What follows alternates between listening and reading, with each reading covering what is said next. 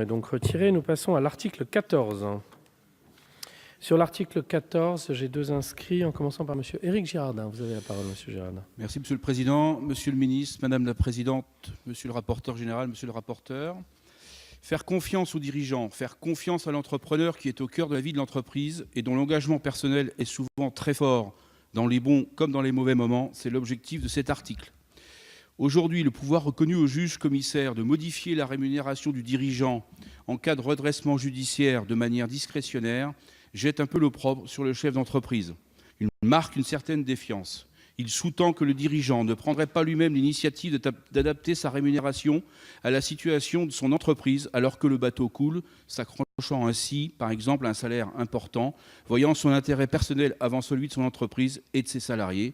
Cette vision est bien sûr erronée. Elle omet de considérer que dans une période difficile pour la survie de son entreprise, de ses collaborateurs, mais aussi pour lui-même, le dirigeant, dans la grande majorité des cas, se bat et travaille sans relâche au rebond de son outil de travail. Et pourtant, dans ce contexte, le dirigeant se voit réduire sa rémunération, situation qu'il vit souvent comme une sanction supplémentaire à ses difficultés.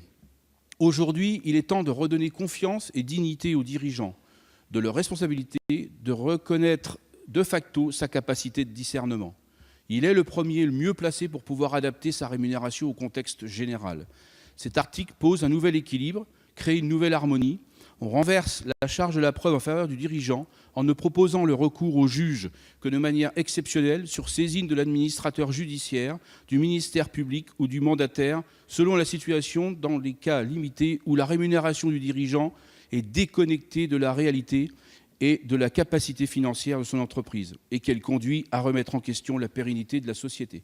Cet article 14, nous le voterons, car il va dans le bon sens en responsabilisant le dirigeant dans un climat de confiance, tout en laissant une possibilité de rectification. Je vous remercie. Je vous remercie. Le deuxième intervenant n'étant pas là, la parole